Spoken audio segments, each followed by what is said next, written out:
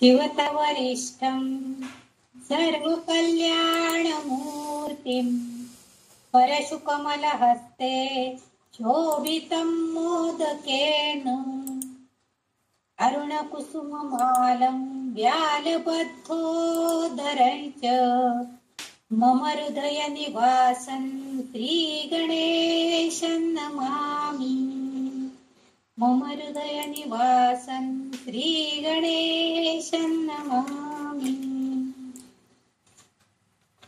गणपती ध्यान झालंय, आता आपण देवीला प्रार्थना करूया। माते तुझ्या चरणी आश्रय देसी आम्हा, तेणेची नित्यमनी तुष्टी घडे प्रकामा। लागो तुझ्या भजनी हे मनसाच नित्य, याहून अन्य जगदंब नकांक्षी चित्त। सर्वस्व तूचा मुचे जगदंब माते, आम्ही तुझे प्रिय शिशूच दुजेन नाते। वाटो कसाही गुणहीन सदा जनामी, तू माय एक करिसी मम चोजनामी। तू माय एक करिसी मम चोजनामी। श्री गणेशाय नमः। श्री सरस्वत्यै नमः। श्री मातृपितृभ्यां नमः। श्री कुलदेवताभ्यो नमो नमः। श्री गुरुदेवेभ्यो नमो नमः। ओम श्री ललिता देव्यै नमः। अथ श्री ललिता सहस्रनाम स्तोत्रम्। वाग्देवींच्या रचयिता असलेल्या या ललिता सहस्रनामाचे 72 श्लोकापर्यंत आपण आलेलो आहोत आणि 72 श्लोकामध्ये आपण 320 नामांचा अभ्यास आतापर्यंत केलेला आहे। त्याचा अर्थ समजून घेण्याचा प्रयत्न आपण केलेला आहे आणि आता आपण आज श्लोक नंबर 73 आणि नामाचा नंबर आहे 321, त्याकडे आज आता जाणार आहोत।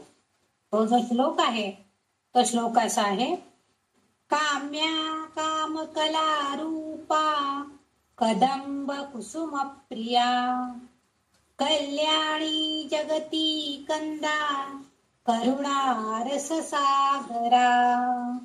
याच्यामध्ये 6 नावं या श्लोकामध्ये आलेली आहेत। त्यातल्या पहिल्या नाव जे आहे ते काम्या। आता इथं काम्या म्हणजे काय, तर आपल्याला असणारी एखाद्या गोष्टीची ओढ किंवा एखाद्या गोष्टीची तळमळ, त्याला काम्य भावना किंवा काम्या असं म्हणतात।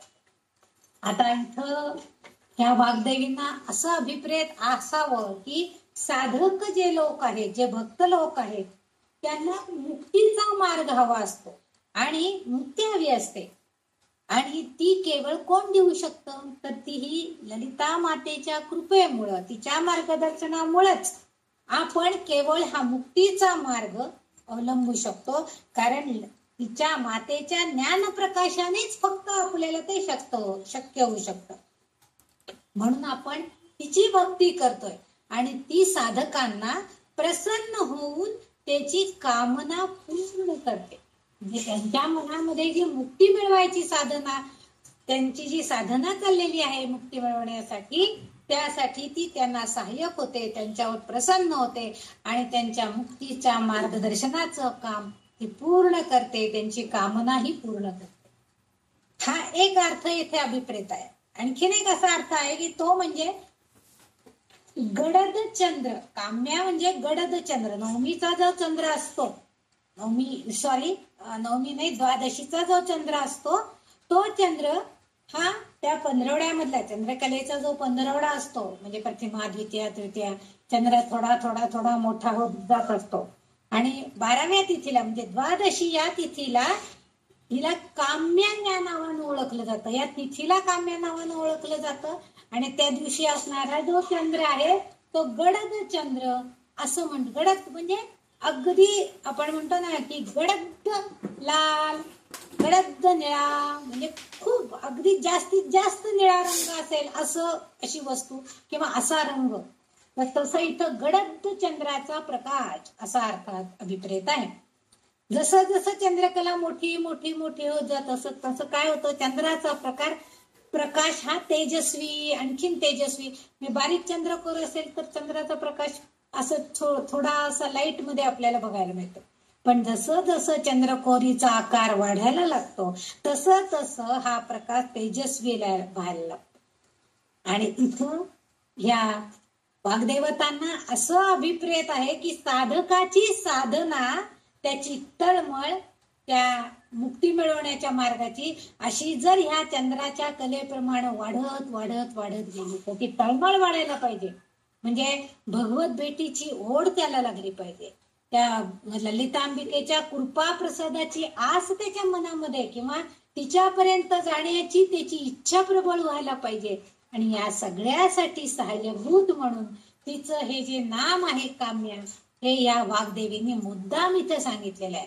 म्हणजे तिची जर भक्ती आपण केली तेवढ्या आर्ततेनं तेवढ्या ओढीनं आपण तिचं जर हे काम्या हे नाव जर विचारात घेतलं तर आपल्याला नक्कीच ती मार्गदर्शन करेल, तिची कृपा आपल्याला मिळेल. म्हणजे आपण साधक भक्त जे आहोत ते आपल्या मुक्तीच्या मार्गाला योग्य मार्गाला जायला त्यांना मिळेल, योग्य मार्ग मिळेल म्हणजे जायला मिळेल असं ह्या काम्य या शब्दाचा अर्थ आहे. म्हणजे चंद्रकलेचा संबंध घेऊन त्यांनी म्हणजे चंद्राचा प्रकाश जसा तेजस्वी होतो तसा प्रकारची तळमळ म्हणजे इतकी ओढ मनाला लागली पाहिजे की त्या भगवत भेटीची ओढ कृपा प्रसादाची ओढ ही आपल्या त्या साधकाला लागली पाहिजे. ही इथं अपेक्षित आहे असं या वाग्देवतेंनी उद्धृत केलेलं आहे. पुढचं जे नाव आहे ते काम कला रूपा. आता इथं काम म्हणजे वासना आसक्ती असा अर्थ आहे आणि काम कला रूप.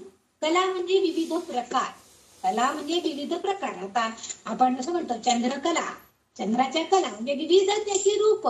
आज छोटीशी चंद्रकोर आहे, उद्या आणखीन थोडी मोठी, परवा आणखीन थोडी, असं करत करत त्या कला निर्माण झालेल्या दिसतात. तर म्हणजे विविध प्रकार येतं.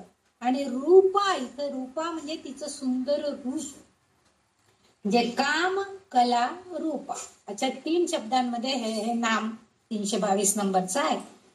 वाग्देवतेंनी ललितांबेचा उल्लेख करत काम कला रूपामध्ये ती आहे असं केलेलं आहे.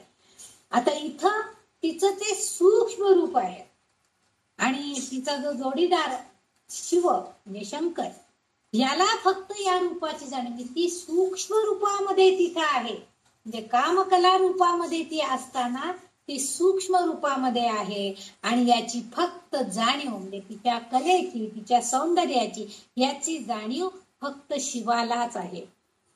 पतीला जसं पत्नीच्या सौंदर्याची जाणीव असते, तिच्या सौष्ठव रूपाची त्याला माहिती असते, तसं फक्त शिवशंकरांना त्यांच्या या पत्नीच्या म्हणजे ह्या आपल्या ललितांबिकेच्या सूक्ष्म रूपाची तिच्या सौष्ठवाची तिच्या सौंदर्याची कल्पना आहे, त्याची माहिती आहे.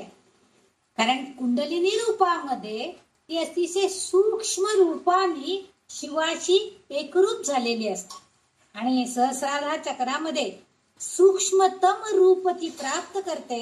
आणि काम म्हणजे इच्छित वस्तू आणि पूजनीय वस्तू असाही अर्थ घेतला जातो. म्हणजे जेव्हा कुंडलिनीचा प्रयोग होता, कुंडलिनीचा योग असतो किंवा कुंडलिनीची जागृती केली जाते त्यावेळेस आपल्याला काहीतरी मिळवण्यासाठी कोणत्या तरी ध्येयानं प्रेरित होऊन आपण ती पूजा अर्चा किंवा ते ध्यान धारणा करत असतो. आणि शिव हा जो आहे म्हणजे या सूक्ष्म रूपातल्या ललितांबिकेचा पती तो कसा आहे, इष्ट आणि परमार्थ घडवणारा सर्वोच्च शासक आहे. म्हणजे चांगलं घडवणारा तो एक उत्तम राजा आहे, शासक आहे. तो सगळ्यांना चांगल्या प्रकारे परमार्थ कसा घडवता येईल, त्यांना परमार्थाची जाणीव कशी होईल, त्यांच्या हातनं योग्य कार्य कसं होईल, यासाठी तो आपल्याला सहाय्य करत असतो. आणि म्हणून त्याला इथं कामेश्वर या नावानं सुद्धा संबोधलं जातं. म्हणजे काही ठिकाणी आपल्या मागच्या काही नामांमध्ये त्याचा कामेश्वर असा सुद्धा उल्लेख केलेला आपल्याला आढळतोय. म्हणजे तो काही फक्त इच्छित वस्तू नाहीये किंवा उत्तम सर्वोच्च शासक आहे, म्हणून काम आणि ईश्वर असं त्याच्या नामामध्ये उल्लेख झालेला आहे. काम सर्वोच्च शासक आहे म्हणून काम आणि ईश्वर असं दोन्ही एकत्र येऊन म्हणजे वस्तू देणारा सर्वोच्च शासक म्हणून कामेश्वर, ईश्वरी शक्ती त्याच्यामध्ये आहे असं त्याचं नाम इथं आपल्याला दिसतंय. येथे आणखीन एक गोष्ट सांगण्यासारखी आहे, ते म्हणजे कला. आता मग मी सांगितलं कला, विविध प्रकार.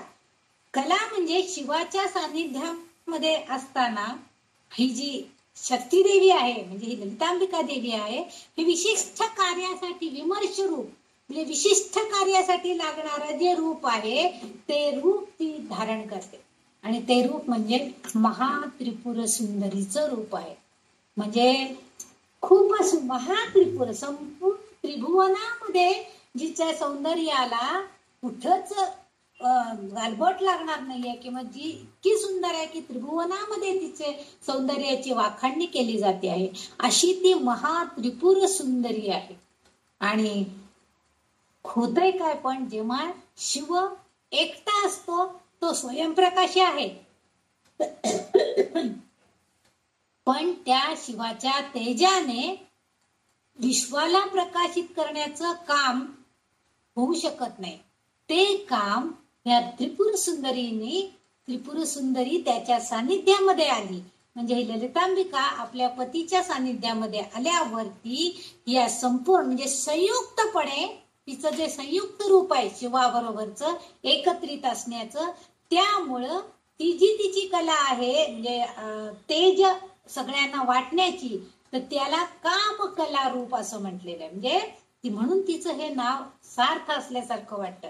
म्हणजे ती संपूर्ण विश्वाला प्रकाशित करू शकते. एकटा शिव विश्वाला प्रकाशित करू शकत नाही, तो स्वतः स्वयंप्रकाशी आहे, पण विश्वाला प्रकाशित करण्याचं सामर्थ्य त्याच्यामध्ये नाहीये. जेव्हा शक्ती त्याच्याबरोबर असेल, ती चेतना त्याच्याबरोबर असेल, तेव्हाच तो संपूर्ण विश्वाला प्रकाशित करू शकणार आहे. म्हणून संयुक्त रूप शिव आणि शक्तीचं जे एकत्रित रूप आहे ते म्हणजे कामकला रूप, असं हे नाव या वाग्देवतेंनी इथं उद्धृत केलेलं असावं, असा अर्थ त्याच्यामध्ये, म्हणून ते सार्थ नाव आहे. आणखीन एक असा त्याचा संदर्भ आहे. आणखीन एक गोष्ट ह्या संदर्भामध्ये आपल्याला सांगता येते, ती म्हणजे आपण सगळ्यांनी श्रीयंत्र बघितलेलं आहे. श्रीयंत्र कोणी कोणी रोज काढणारे सुद्धा लोक आहेत. तर या श्रीयंत्राचा संदर्भामध्ये एक उलटा त्रिकोण आणि मग परत त्याच्या बाहेरचा एक त्रिकोण, मग वर्तुळ, मग द्वार, मग पाकळ्या, म्हणजे 8 पाकळ्या, 16 पाकळ्या, 24 वगैरे असे ते त्या श्रीयंत्रामध्ये असे विभाग आहेत. तर हे सगळं जे रूप आहे त्याच्यामध्ये उलटा त्रिकोण आणि पंचदशी मंत्राचा त्रिकूट हा अर्थ तिथं आहे. पंचदशी मंत्र म्हणजे आपला हा पंचदशाक्षरी मंत्र. याच्यामध्ये 3 कूट आहेत हे आपल्याला माहिती आहे. वाग्भव कूट, कामरूप, कामकूट आणि शक्तिकूट, असे 3 कूट असलेले आपल्याला, म्हणजे 3 भागामध्ये हा पंचदशाक्षरी मंत्र विभागलेला आपल्याला माहिती आहे. आणि म्हणून हा जो त्रिकूट आहे, त्रिकूट म्हणजे 3 याचा एकत्रीकरण, संयोग, ती ह्यामध्ये ही सर्वोच्च शक्ती असलेली हाई माता जी आहे तिच्याकडून त्रिभुज निर्मिती होतीये. जे पहिल्यांदी जो छोटा त्रिकोण जो आपल्याला सांगितला आहे श्रीयंत्रातला उलटा त्रिकोण आहे, त्याच्या बाजूला जो आहे मोठा त्रिकोण, तो म्हणजे आपल्या पंचदशाक्षरी मंत्रातले 3 कूट. आणि त्याच्या बाजूला ज्या मातेनी जे त्रिभुज निर्माण, म्हणजे गोल त्याच्या भोवती वर्तुळ आहे, वलय आहे, ते जे निर्माण केलेलं आहे ते म्हणजे त्रिभुज प्रदेश. म्हणजे तो जो आहे त्रिभुज निर्मिती म्हणजे विश्व निर्मिती. त्रिभुज म्हणजे सगळीकडं आपण जमीन म्हणूया त्याला, विश्वाची निर्मिती होते. निर्मिती पण तीच करणार आहे, पालन पोषण पण तीच करणार आहे आणि नाश पण तीच करणार आहे. म्हणजे ही तीनही कार्य तिच्याकडनंच केला जाणार आहे. या तीनही कलांनी अशी ही महात्रिपुर सुंदरी ही ओळखली जाते. म्हणून तीनही तिच्या या कृत्यांचा सूक्ष्मपणे जर आपण विचार केला तर ती कामकला रूप आहे असं ह्या नामामध्ये उल्लेख केलेला असावा असं म्हटलं जातं. श्रीविद्याचे जे लोक आहेत या पंथाचे, श्रीविद्याचा अभ्यास करणारे, तर ते लोक काय म्हणतात की षोडशी मंत्राचा वापर करून काम, म्हणजे त्यांचं असं म्हणणं आहे की खरोखरच ही महात्रिपुर सुंदरी जी आहे या पंचदशाक्षरी मंत्रामध्ये आहे आणि त्यामुळं या पंचदशाक्षरी मंत्राचा वापर आपण षोडशाक्षरी म्हणजे ओम लावून जर आपण वापर केला तर त्या कामकलेचा म्हणजे ह्या त्रिपुर सुंदरीचा आपल्याला सिद्धी प्राप्त करून घेण्यासाठी उपयोग होतो. कारण श्रीविद्याचा पंथाचे लोक जे अभ्यास करतात ते सिद्धी प्राप्त करून घेण्यासाठी करत असतात आणि ती सिद्धी या त्रिपुर सुंदरीचं ओम कयेलरीम हसक हलरीम सकलरीम असं जेव्हा आपण म्हणू, अशा षोडशाक्षरी मंत्रानं आपण जेव्हा तिला प्राप्त करून घेण्याचा प्रयत्न करू तेव्हा हे फार चांगल्या प्रकारे सिद्धी प्राप्त होण्यासाठी हिचं हे रूप आहे. म्हणून तिला कामकला रूपा असं नाव इथं देण्यात आलेलं आहे. अशा संदर्भानं तिचं हे नाव इथं आलेलं असावं. म्हणजेच ही ललितांबिका आपल्या भक्तांना चांगल्या प्रकारे सिद्धी प्राप्त करून देण्यासाठी सुद्धा आहे, हे थोडक्यात म्हणजे यांना इथं सांगायचं आहे. त्याच्या पुढचं जे नाव आहे ते म्हणजे कदंब कुसुम प्रिया. मागच्या एका नामामध्ये मला वाटतं मागे एक नाव येऊन गेलेलं आहे, त्याच्यामध्ये याचा उल्लेख आलेला होता कदंब वृक्षाचा. त्यावेळेस तुम्ही थोडीफार माहिती कदंब वृक्षाची सांगितली होती. इथं कदंब, कुसुम आणि प्रिया असे तीन नाम म्हणजे तीन भाग आहेत त्या नामाचे. कदंब म्हणजे कदंब वृक्ष आणि कुसुम म्हणजे फुलं आणि प्रिय म्हणजे आवडणारी. जे कदंब वृक्षाची जी सुवासिक फुलं आहेत ती ह्या श्रीदेवीला, या ललितांबिकेला अतिशय प्रिय, अतिशय आवडीची आहेत. आणि असा त्यांनी उल्लेख केलेला आहे वाग्देवींनी की जणू काही ही ललितांबिका सूक्ष्म रूपानं ह्या फुलांच्या कुशीमध्ये वास करते. म्हणजे बघा, म्हणजे तो जो सुवास दरवळणार आहे या कदंब फुलांचा, तो वास म्हणजे जणू काही ललितांबिका त्या सुवासाच्या रूपानं या विश्वामध्ये भरून राहणार आहे असा अर्थ त्यांनी तिथं अभिप्रेत केलेला आहे. हा कदंब वृक्ष जो आहे तो 5 जे पवित्र वृक्ष जे मानले जातात त्या 5 पवित्र 5 प्रकारचे वृक्ष जे आहेत ते पवित्र वृक्ष म्हणून त्यांना संबोधलं जातं. त्यापैकी एक म्हणजे हा कदंब वृक्ष आहे. आता ह्या कदंब वृक्षाला आणखीन एक त्यांनी उपमा दिलेली आहे. आणि हे 5ही वृक्ष जे आहेत ते म्हणजे काय प्रतीक आहे, तर आपलं ते म्हणजे 5 महत्वाच्या घटकांचं प्रतिनिधित्व करणारे हे वृक्ष आहेत. आणि त्यातला हा एक कदंब वृक्ष आहे. त्यापैकी आहे एक म्हणजे अंतःकरणा म्हणजे मन, आपली बुद्धी, आपली चेतना आणि अहंकार, हे 4 वृक्ष अतिशय पवित्र मानले जातात. आणि 5वा जो आहे ते म्हणजे आपलं हृदय, म्हणजे ते ह्या कदंब वृक्ष आहे जिथं आत्मा राहतो असा हे वृक्ष. आणि या फुलांचा जो वास आहे आणि त्या कदंब वृक्षाच्या या फुलांच्या कुशीमध्ये म्हणजे त्या फुलांमध्ये सूक्ष्म रूपानं ही ललितांबिका वास करते. आणि या फुलांच्या वासामुळे अर्थातच ऊर्जा ग्रंथी उद्दीपित होतात. त्यामुळं आपल्याला मनामध्ये सुद्धा बदल घडून येतात. छान सुवास आला तर आपण म्हणतो हा काय मस्त वास आला, प्रसन्न वाटलं. उठल्याबरोबर समजा आपण गार्डन मध्ये गेलं आणि 2-4 मोगऱ्याची फुलं फुललेली आहेत, 2-4 सोनचाफ्याची फुलं फुललेली आहेत, पारिजातकचा सडा पडलेला आहे. अशा वेळेस ज्या विविध वासांच्या मुळे आपल्या घ्राणेंद्रिय सगळी उद्दीपित होतात आणि त्या वासानं आपल्या मनामध्ये सुद्धा त्या प्रकारचे चांगले विचार, सुवास म्हणजे चांगला वास आपल्या मनामध्ये येतो. वास म्हणजे आपण ज्या आत्मा जो आतमध्ये राहिलेला आहे आपल्यामध्ये, तो परमात्मा सुद्धा प्रसन्न होतो त्या वासामुळे. म्हणून इथं तिचं नाव कदंब कुसुम प्रिया असं दिले गेलेले आहे. म्हणजे त्या सुवासानं, त्या कदंब वृक्षाची जी फुलं आहेत त्या सुवासानं ती स्वतः जशी मोहित होते तशीच ती इथं. आणखीन आपल्याला अर्थ काय घ्यायचा आहे तर, ती जसं त्या कदंबाच्या फुलांनी त्या सुवासानी मोहित होते, तिला ती खूप प्रिय आहेत, आवडणारी आहेत, तसंच ती भक्ताच्या भक्तीवर सुद्धा मोहित व्हायला पाहिजे. आता तो भक्त कसा असायला पाहिजे मग त्यावेळी, त्याची श्रद्धा बघून, त्याची भक्ती करण्याची पद्धत बघून तिच्या मनामध्ये आनंद उत्पन्न व्हायला पाहिजे, ती प्रसन्न व्हायला पाहिजे. आणि म्हणून तिचं हे नाव अतिशय सार्थ आहे की ती कदंब कुसुम प्रिया. म्हणजे आपल्या भक्तांच्या भक्तीनं सुद्धा तिला आनंद मिळायला पाहिजे, ती त्या भक्तावरती मोहित व्हायला पाहिजे. आणि म्हणून तिचं हे नाव अतिशय सार्थ आहे. म्हणजे आपल्या भक्तांसाठी आपण तेवढ्या सश्रद्ध भावनेनं तिची भक्ती करायला पाहिजे. आपोआप ती आपल्यावरती, भक्तावरती मोहित होईल आणि आपल्या अंतरंगामध्ये असणारा आत्मा जो आहे तोही आनंदित होईल, प्रसन्न होईल. पर्यायानं माझ्या अंतरंगातल्या ललितांबिकेला सुद्धा आनंद मिळेल आणि मग ती आपल्या भक्ताला सुद्धा आनंदित ठेवेल. असा हा एक गर्भितार्थ याच्यामध्ये आहे.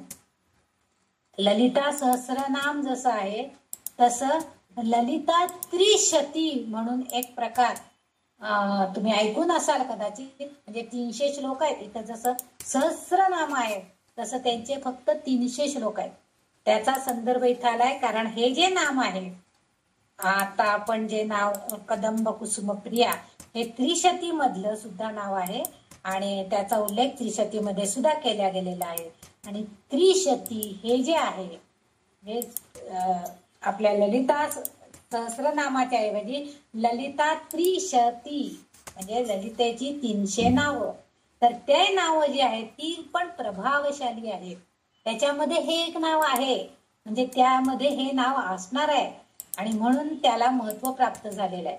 आता इथं त्याचा अर्थ असा थोडासा त्यांचं म्हणणं असं आहे की ह्या त्रिशतीमध्ये पंचदशी जो आपला पंचदशाक्षरी जो मंत्र आहे तो त्या मंत्रापासून तो मंत्र अतिशय प्रभावशाली आहे आणि त्या प्रभावशाली मंत्रापासून या त्रिशती या म्हणजे 300 श्लोकांची निर्मिती झालेली आहे. म्हणजे 15 श्लोक आहेत, हे 15 शब्द आहेत आणि प्रत्येक शब्दाला 20 ह्या आकड्यानं गुणलेले. म्हणजे प्रत्येक शब्दाला 20 नामं, अशा तऱ्हेनं 15 गुणिले 20 म्हणजे 300 आणि म्हणून याला त्रिशती असं म्हटलेलं आहे. म्हणजे 300 नावं ह्या ललितांबिकेची तीही महत्वाची आहे. त्रिशती सुद्धा अतिशय प्रभावशाली आहे कारण तिचा संबंध आपल्या या पंचदशाक्षरी मंत्रामध्ये आलेला आहे आणि त्यामुळं तिलाही महत्व प्राप्त झालेले आहे. त्या त्रिशतीमध्ये सुद्धा हे कदंब कुसुम प्रिया हे जे नाव आहे याचा उल्लेख आलेला आहे. म्हणजे जिथं जिथं हा उल्लेख आहे तिथं तिथं या ललितांबिकेच्या कृपेचा प्रसाद भक्तांना मिळणार आहे असं आपण अपेक्षित करूया. आणि आपण आता पुढच्या नावाकडे जाऊया.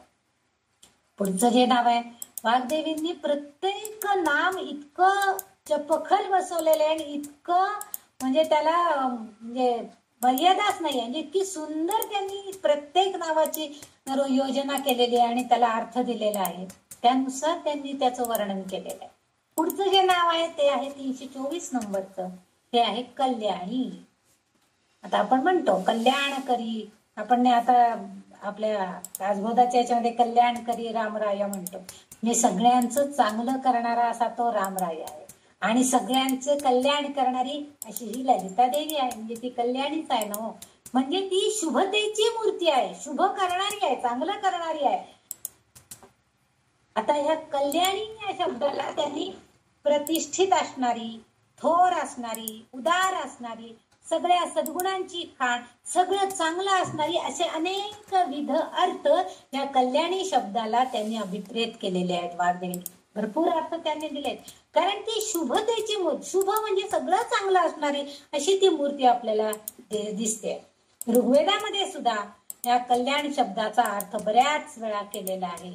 आणि तोच अर्थ म्हणजे आता ऋग्वेदामध्ये जेव्हा त्यांनी हा कल्याण या शब्दाचा अर्थ अभिप्रेत केला किंवा उपयोगात आणला, त्यावेळेस सकारात्मक ऊर्जेच्या रूपामध्ये शुभतेची शक्ती म्हणजे ही कल्याणी असा अर्थ अभिप्रेत आहे तिथं. म्हणजे सकारात्मक ऊर्जा, आपण म्हणतो ना पॉझिटिव्ह थिंकिंग, आपल्याकडे जर पॉझिटिव्ह थिंकिंग असेल तर आपण सगळ्या गोष्टी चांगल्या प्रकारे पार पाडू शकतो, नाहीतर म्हणजे आपण आनंदी राहू शकतो. म्हणून सकारात्मक ऊर्जेच्या रूपामध्ये ही शुभतेची जी शक्तिशाली, म्हणजे ही आपली जी ललितांबिका आहे, शुभतेची शक्तिशाली देवता आहे, त्या तिच्या स्पंदनांद्वारे आपल्याला जाणीव होते. आणि मग आपण जगताच्या कल्याणासाठी किंवा सत्कृत्य करण्यासाठी प्रवृत्त होतो.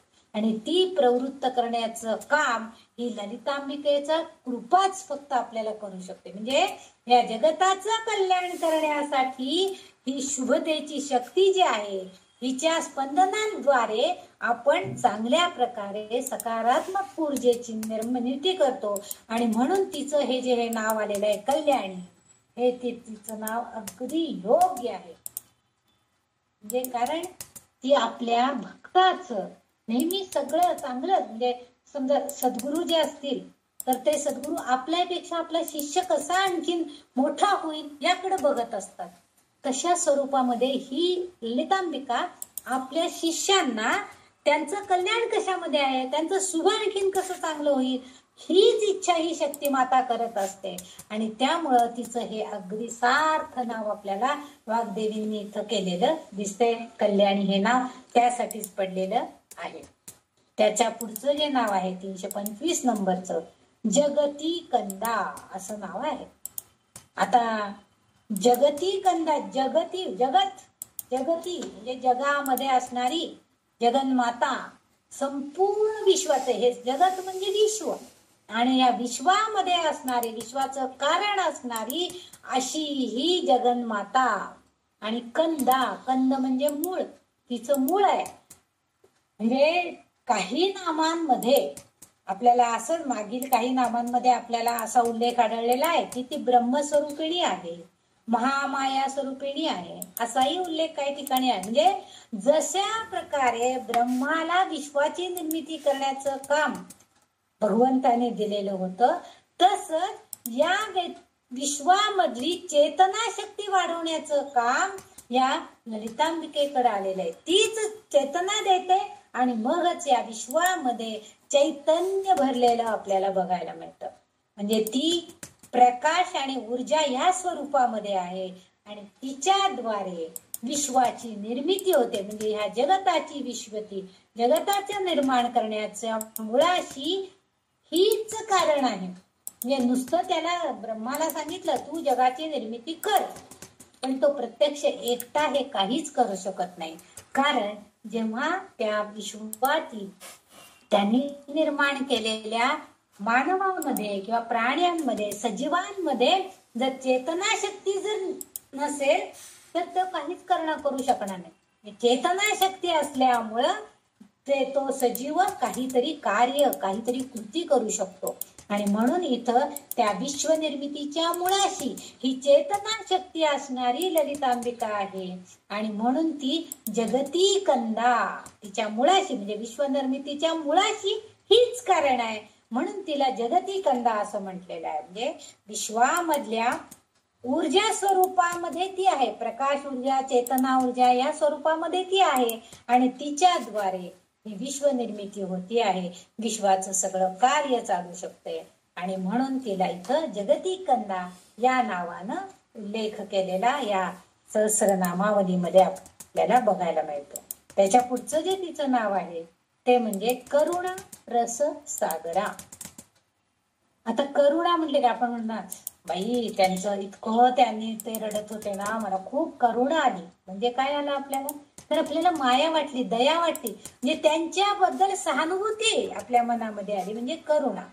करुणा रस, रस म्हणजे सार, आणि सागर, सागराला मर्यादा नाहीये, म्हणजे अतिशय मोठ्या प्रमाणात करुणेचा सागर असा याचा अर्थ असा घेतला जातोय. आता इथं त्यांनी अतिशय सुंदर कल्पना सांगितलेली, म्हणजे करुणा रससागर हा जो एकूण सगळ्या शब्दाचा म्हणजे ह्या नामाचा अर्थ विचारात घ्यायचं झालं तर अथांग अशा समुद्रामध्ये असणारं जे पाणी आहे, त्या पाण्याचे आपण म्हणतो की काय होतं, त्या पाण्याची वाफ होते, त्या वाफेचे ढग होतात, ते ढग आकाशात जातात, त्या ढगांना गार हवा लागली की ते पाण्याच्या रूपानं, पावसाच्या थेंबाच्या रूपानं पुन्हा पृथ्वीवर पडतात, आणि त्या पृथ्वीवरती ते पाणी पडलं म्हणजे त्याला आपण पाऊस म्हणतो, आणि त्या पावसाचं पाणी पुन्हा थोडंफार जमिनीमध्ये मुरतं, आणि उरलेलं पाणी पुन्हा सागराला जाऊन मिळतं. म्हणजे हे जे चक्र आहे हे चक्र चालूच राहतं. पण इथं प्रत्यक्षात हा जो महासागर आहे, हा सागर जो आहे हा कुठलीही हालचाल स्वतः काहीही करत नाही. हे सगळं होण्यासाठी कोण कारणीभूत आहे, तर सागर कारणीभूत आहे. आणि सागर म्हणजे पाण्याच्या, म्हणजे समजा जर आपण म्हटलं पावसानं जर दडी मारली तर आपल्याला मात्र तोंडचं पाणी पळून जातं. मग आपण बापरे पाऊस पडला नाहीये, पाण्याचा साठा संपत आलाय, आता कसं होणार, आपल्याला अगदी उन्हाने लाही लाही होत असते, आणि पाऊस नाही पडला तर पाणी पुरवठा कसा होणार, आपलं पुढं कसं होणार, या चिंतेनं आपण ग्रासून जातो. परंतु इथं मात्र त्या ह्या सागराने स्वतः काहीही हालचाल, आपण सध्या काय करू शकतो का, पाऊस पडला नाही तरी सध्या फक्त आपण म्हणू शकतो पाऊस पडला नाहीये, पाऊस पडला नाहीये, एवढंच आपल्या हातामध्ये आहे, आणि तो पडायला पाहिजे अशी अपेक्षा करतो. तसं इथं काय होतंय की अमर्याद असणारा जे सागर आहे, अथांग असा सागर आहे, त्याच्यामध्ये भरपूर पाणी आहे सगळं खारट पाणी, पण त्या पाण्याची जेव्हा वाफ होईल, त्याचे ढग होतील, त्याला गारावा लागली की आपोआप पावसाचे थेंब जमिनीवर पडतील, आणि ते थेंब ढगापासून विलग होणे, ते पुन्हा समतलामध्ये म्हणजे या पृथ्वीवरती प्रवेश करणे, म्हणजे आकाश सोडून पृथ्वीवर येते. आणि हे काय येतंय, तो पृथ्वीवर काय येतो, तर पाणीच त्याला मिळालं नाही तर म्हणजे विश्वाला टिकवण्यासाठी, विश्वामध्ये सजीव सृष्टीला सांभाळण्यासाठी, टिकवण्यासाठी हा पावसाचा थेंब जो असतो ढगामध्ये असणारा, तो त्या आकाशाला सोडून देतो आणि पृथ्वीकडे धाव घेतो. ही जी कल्पना आहे, म्हणजे त्याच्या कृतीतून त्याला स्वतःला काही फायदा असतो का, त्या पाण्याच्या थेंबाला स्वतःला काहीच फायदा नाही, आकाश सोडून द्यायचंय आणि पृथ्वीकडे धाव घ्यायचे, आणि समतलामध्ये म्हणजे जमिनीमध्ये पुन्हा निघून जायचे, त्या जमिनीमध्ये मुरून जायचे, पाण्याचा साठा साठवायचा आहे, हे कार्य त्याला करायचं आहे. प्रत्यक्षामध्ये ह्याच्यात त्याचा काहीही फायदा नसतो. फक्त विश्वनिर्मितीचं जे कार्य झालेलं आहे, त्या विश्वाला टिकवण्यासाठी, त्याला सांभाळण्यासाठी, त्याचं पालन करण्यासाठी त्या पावसाच्या पाण्याचा उपयोग असतो. इथं ही जी आमची ललितांबिका आहे, ही सुद्धा स्वतःच्या फायदा तिचा कशातच नसतो, ती पण तरी सुद्धा ती स्वतः ओतप्रोत भरलेली आहे सगळ्यांवरती करुणा करण्यासाठी. करुणा रससागर हा जो शब्द आहे, जसं सागरामध्ये अथांग पाणी आहे, तसं अथांग करुणेचा सागर या ललितांबिकेच्या हृदयामध्ये भरून उरलेला आहे, तिच्यामध्ये भरून उरलेले, ती खूप करुणेचा सागर असणारी अशी आहे. आणि त्यामुळं पाऊस पडताना हा पुण्यवान आहे, याच्या डोक्यावर फक्त पडायचं, हा पापिष्ट आहे, याला काय पाऊस पडायचं नाही, असं कधी होऊ शकतं का, कधीच नाही. पाऊस एकदा पडला की तो सगळ्यांच्या म्हणजे ह्यांच्या घरावरती पडायचं नाही, हे पापींचं घर आहे, ह्यांच्या घरावरतीच फक्त पडायचा, हा भेदाभेद त्याच्याकडे जसा नाहीये, तसंच माझ्या या करुणा रस असणाऱ्या जी ललितांबिका आहे, हिच्याकडे सुद्धा असा भेदाभेद तिच्याकडे नाहीये, ती भेदाभेद करतच नाही. तिला जे सगळे भक्त आहेत, ते सगळे साधक आहेत, तिला एकसारखेच असतात, त्यामुळे ती सर्वोच्च करुणेची सर्वोच्च माया करणारी अशी ती देवी आहे. आणि त्यामुळं म्हणून तिला सार्वभौमिक आई असा सुद्धा काही ठिकाणी उल्लेख. सार्वभौमिक सगळ्या म्हणून तिला भुवनेश्वरी आपण काही ठिकाणी, म्हणजे तिचं जे सर्वोच्च दायित्व आहे, तिची जी सगळी जबाबदारी आहे, सगळ्यांचं दायित्व, सगळ्यांची जबाबदारी तिने घेतलेलं आहे आणि सगळ्यांच्या कल्याणासाठी ती उपयोगी पडणारी आहे. पण स्वतः तिला त्याच्यात काही फायदा आहे का हो? काही नाही. फक्त तिला दुसऱ्यांवर करुणा करायची, माया करायची, प्रेम करायचं एवढंच तिला आहे. त्यामुळे तिच्या पुढे सगळे भक्त, सगळे भाविक, सगळे साधक हे सगळे समान असतात. ती कुणालाही भेदाभेद न करता सगळ्यांवरच कृपा दृष्टी करते. जसा पाऊस सगळीकडे सारखा पडतो तशा हिच्या करुणेचा पाऊस सुद्धा सगळ्यांकडे सारखाच असतो. पण जोपर्यंत आपण साधक लोक, भक्त लोक तिच्या भक्तीत आहोत तोपर्यंतच ती आपल्यावरती कृपेचा वर्षाव करणार आहे. तिच्या अनुकंपेमध्ये आपण असायला पाहिजे, आपण तिची भक्ती करायला पाहिजे, तरच ती आपल्यावरती कृपा करणार आहे. म्हणून तिचं हे जे नाव आहे करुणा रससागरा, हे अतिशय सुंदर नाव वाग्देवींनी इथे योजलेलं आहे की सागरासारख्या म्हणजे करुणा रसानं भरलेली आणि ती सारमय आहे. म्हणजे आपण म्हणतो ना की ह्या सगळ्या आता जी मी गोष्ट सांगितली त्याचं सार एका वाक्यामध्ये आहे. अति तेथे माती असं आपण एका वाक्यामध्ये सांगतो. म्हणजे अति कुठली गोष्ट केली तर त्याची माती होणार आहे असं साररूप या गोष्टीचं तात्पर्य आपण सांगतो. तसं सार रूपानं ही सगळ्या भक्तांना हाच संदेश देते की बाळांनो, तुम्ही फक्त माझी भक्ती करा, मी आपोआप तुमच्या पर्यंत येणार आहे, तुमच्यावर करुणेचा वर्षाव करणार आहे आणि तुमचं सगळं कल्याण होईल असाच प्रयत्न माझा असणार आहे. हेच आपल्याला सार या नामामध्ये असलेलं बघायला मिळतं. म्हणून तिला करुणा रस सागरा असं नाव पडलेलं आहे. छान नाव आहे. पुढचा जो श्लोक आहे तो पुढचा श्लोक आहे 74 नंबरचा श्लोक आहे. कलावती कलालापा कांता कादंबरी प्रिया वरदा वामनयना वारुणी मदविवला. या नावामध्ये या श्लोकामध्ये 7 नावं आलेली आहेत. कलावती, कलालापा, कांता, कादंबरी प्रिया, वरदा, वामनयना आणि वारुणी मदविवला. वारुणी मदविवला हे एकच नाव आलेलं आहे. म्हणजे एकच शब्द आहे तो, एकच नाम त्याचा उल्लेख आहे. असे 7 नामांचा आता आपण ह्या श्लोकामध्ये अर्थ बघणार आहोत. पहिलं जे तिचं नाव आहे ह्या श्लोकामधलं ते म्हणजे कलावती. तर आपल्याला माहिती आहे आपण मागच्या एका चतुष्षष्ठी कलामयी वगैरे असे नावामध्ये उल्लेख केलेला आपण अभ्यास केलेला आहे. याच्यामध्ये म्हणजे 64 कला जाणणारी ती आहे. म्हणजे तिच्याकडं 64 कलांचं ज्ञान आहे आणि त्यांची ती स्वामिनी आहे, त्यांची ती मालकीण आहे. आता याच्या अगोदर आपण जेव्हा 236व्या नावामध्ये चतुष्षष्ठी कलामयी वगैरे अशी जेव्हा नावं आपण बघितलं तेव्हा तिच्या 64 कलांची आपण चर्चा केलेली आहे. तिच्यामध्ये कोणत्या 64 कला तिच्यामध्ये आहेत हे आपण बघितलेलं. ती सर्व 64 कलांचं मूर्त स्वरूप आहे. म्हणजे ती आहे म्हणजे काय आहे तर तिच्यामध्ये ती सगळ्या या 64 कलांनी भरून उरलेली आहे. म्हणजे इतक्या सगळ्या कला तिच्यामध्ये आहेत.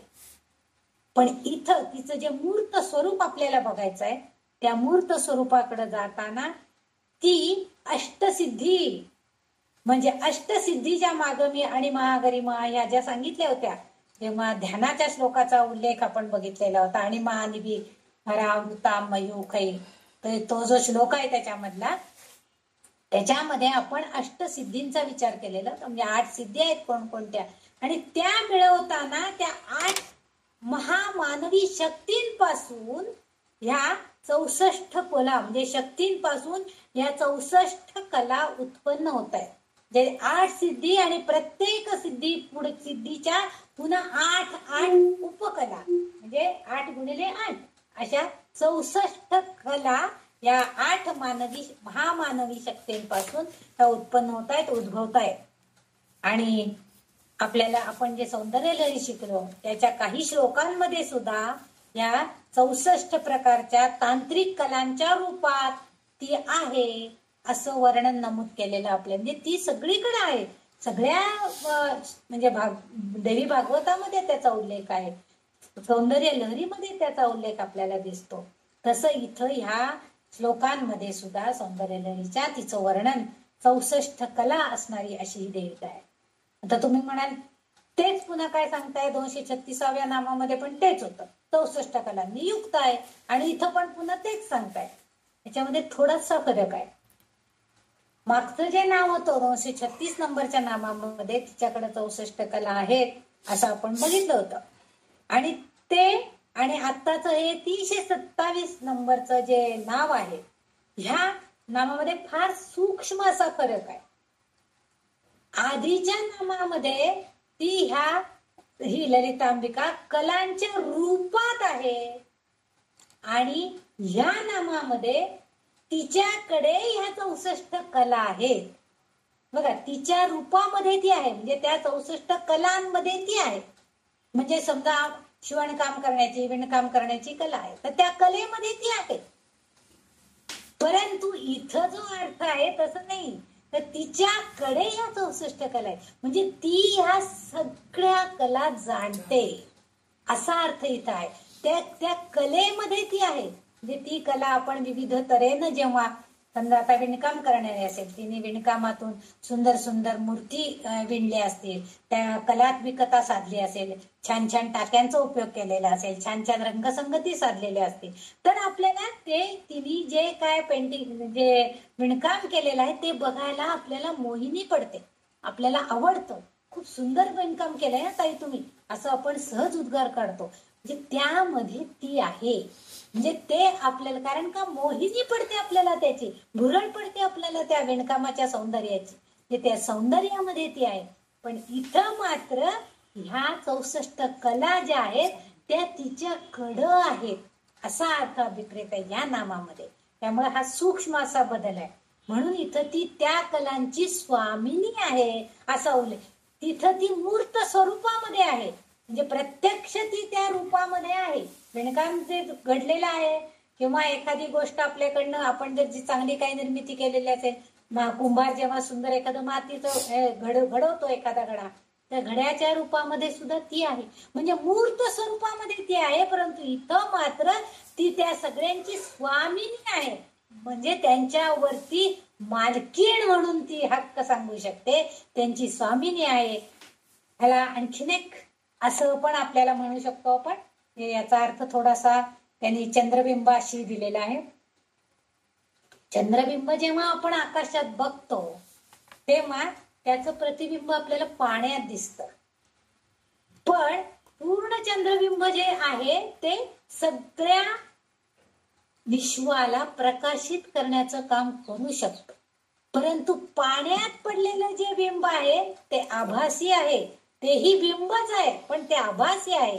ते प्रकाशित, ते स्वतः प्रकाशित असतं त्या किरणांमुळं, पण ते इतरांना प्रकाशित करू शकत नाही. पाण्यामध्ये असणारं तिचं जे रूप आहे ते विमर्श रूपामध्ये, प्रतिबिंबित रूप आहे. जे बिंब आणि प्रतिबिंब हे जो प्रकार आहे, हे हा प्रकार म्हणजे तिचं हे कलावती रूप आहे असं थोडक्यात. म्हणून स्वतः तेजोमय प्रकाशमान असणारी ही कलावती, म्हणजे ही आपली ललितांबिका चेतना आणि ऊर्जा देणारी आहे. ती दुसऱ्याला प्रतिबिंबित करते, म्हणजे दुसऱ्याला सुद्धा प्रकाशमान करते. पण ते जे प्रतिबिंब आहे ते म्हणजे तिचं फक्त रूप आहे, ते दुसऱ्याला प्रकाशित करू शकत नाही. हा सूक्ष्म असलेला फरक या दोन्ही ठिकाणी तिच्या 64 कलांचाच उल्लेख आहे, पण याच्यामध्ये थोडासा असा सूक्ष्मतेनं भेद आहे. आपण तो अशा प्रकारे जाणून घेण्याचा प्रयत्न केलेला आहे. बहुतेक तुम्हाला कळला असेल. मी माझ्या म्हणजे मला जसं जमला तसं तुम्हाला सांगण्याचा प्रयत्न केलेला आहे. म्हणजे ही जी आपली शक्तिमाता आहे ललितांबिका, ही तिच्या तेजोमय प्रकाशानं सगळ्या विश्वाला प्रकाशित करते, त्यामुळं ती ह्या विश्वाची स्वामिनी आहे आणि ती त्या सगळ्या 64 कलांनी युक्त आहे आणि त्या 64 कलांमध्ये सुद्धा तीच आहे. असा अर्थ इथं आहे. ती सगळ्या जगावरती राज्य करते, म्हणजे त्या कलांवरती सुद्धा राज्य करणारीच आहे, असा अर्थ इथं अभिप्रेत आहे. फार सुंदर वाग्देवींनी खूप विचारपूर्वक त्या 8 वाग्देवतांनी मिळून हे सगळं ललिता सहस्रनाम रचलंय. प्रत्येकीच्या ज्ञानाचा हे आपल्याला एक एक पैलू इथं आपल्याला दिसतं. प्रत्येकीने एक नाव, प्रत्येकीनं दुसरं नाव, तिसरं नाव, अशी ही 1000 नावं आपल्याला या ललिता सहस्रनामामध्ये मिळालेली आहेत. आणि ती नामं त्यांच्या प्रत्येकीच्या ज्ञानाची उच्चतम पातळी किती आहे ते आपल्याला याच्यामधनं दिसतंय. त्यांचं पण खूपच कौतुक करायला पाहिजे. म्हणजे अप्रतिम नावांची जोडणी त्यांनी केलेली आहे. पुढचं जे नाव आहे ते 328वं नाव आहे कलालापा. आता इथं पण पुन्हा कला म्हटल्यावर 64 कला किंवा चंद्राच्या कला असाच अर्थ अभिप्रेत आहे. पण आलाप, इथं आलाप हा जो शब्द आहे, आलापा, आलाप आपण काय म्हणतो, आलाप म्हणजे ध्वनी किंवा संभाषण, मधुर आवाज, हे जे आहे हे म्हणजे ही संभाषणाची सुद्धा एक कला आहे. काही जण म्हणतात नाही हो, मला माहित असतं, कळत असतं सगळं, पण मी बोलू नाही शकत बाबा. मी फार तर लिहून दाखवते तुम्हाला, मी लिहू शकते पण मी बोलू नाही शकत. ही एक प्रकारचं कलाच आहे. म्हणजे सगळ्यांनाच बोलण्याची कला अवगत असते असं नाही, फक्त आपण, पण ती आपल्यामध्ये आहे. बोलण्याची कला प्रत्येकामध्ये आहे, कारण ती ललितांबिका आपल्या अंतरात्म्यात आहे, तर ती कला सुद्धा आपल्यामध्ये आहे. भाषणाची कला, मधुर आवाजानं बोलण्याची. आता त्यामध्ये कसं आहे की आपण काही जण अतिशय गोड बोलत असतात, ऐकत राहावं वाटतं, त्यांनी किती बोललं तरी संपूच नाही त्यांचं बोलणं, अजून पुढे सांगत राहावं, अजून पुढे बोलत राहावं, त्यांच्याशी छान आपण गप्पा माराव्यात असं वाटत राहतं. काही जण बोलताना मध्येच काहीतरी फुसकन एखादं वाक्य असं बोलतात की आपल्या मनाला लागतं, जे हर्ट करतात आपल्या मनाला. अशा लोकांशी आपण ते मध्येच काहीतरी बोलतात, मला मनाला फार त्रास होतो, त्यापेक्षा आपण त्यांच्यापासून 4 पावलं लांब राहू. ही जी कला आहे ही कलालापा, आलाप, आपण भाषा, आपलं संभाषण हे जे आहे कसं पाहिजे, अतिशय मधुर छान आवाजामध्ये पाहिजे, मधुर आवाजामध्ये पाहिजे. संगीतामध्ये सुद्धा आलाप असं असतात, म्हणजे रागदारी जेव्हा गातात तेव्हा आलापांनी गायलं जातं, वगैरे करतात, म्हणजे त्याला आपण आलाप घेणं असं म्हणतो रागदारी मधले. म्हणजे की ज्या योगे काय होतं, आलाप घेतला की त्या संगीताची गोडी आणखीन वाढते, म्हणजे आपण त्याला आणखीन ताण देतो. त्यातले जे गोडवा आहे त्या गाण्यामधला तो आणखीन आणखीन आणखीन वाढवत नेतो आपण आलाप किंवा रागदारी मध्ये गाऊन. तसं म्हणजे तसं आपण की ज्या योगे आपले जे मधुर शब्द आहेत, आपला जो शब्द आवाज आहे, याच्या मार्फत आपण इतरही जनापर्यंत आपण पोचतो. आपण जर आपल्याला जर ह्या म्हणजे मूक वाणी आपली असेल, आपण जर मुके असू, आपल्याला जर वाणीच नसेल, संभाषण करणंच शक्य नसेल, आपल्याला आवाज नसेल, तर किती गोष्टी आपल्याला बघा, जे आवाज आहे म्हणून आपण इतरांपर्यंत आपले विचार मांडू शकतो, सांगू शकतो. म्हणजे इतरे जनांचं मनोरंजन करण्याचं सुद्धा आपल्याला होतं. म्हणजे इतरांच्या मनाला साथ घालण्याची जी कला आहे, ती कला, ही मधुर कला, ही देवी सुद्धा आपल्या वाणी रूपामध्ये, म्हणजे आपण म्हणतो ना हो, त्यांच्या जिभेवरती अगदी सरस्वती आलेली असते, असं अखंड अशा गोड भाषेमध्ये बोलत असतात. किती ऐकावं आणि किती कानात साठवून ठेवावं असं होत असतं. बघा, धनश्री लेले यांची जर तुम्ही कधी त्यांची प्रवचन किंवा त्यांचं वक्तव्य ऐकलं असेल तर अतिशय सुंदर बोलत असतात. अखंड असा ओघ असतो शब्दांचा आणि वाक्यांचा आणि विचारांचा, की आपण काय ऐकू, मी किती साठवून ठेवू, काय काय लक्षात ठेवू, हिच्यातलं असं आपल्याला मोह पडतो. तर हे सगळं कोण देतं आपल्याला, तर ही ललितांबिका, म्हणजे हिची कृपा आहे आपल्यावरती, आपल्याला अशा प्रकारची भाषण कला देते. आता इथं 18 कला असं, म्हणजे गंधर्व,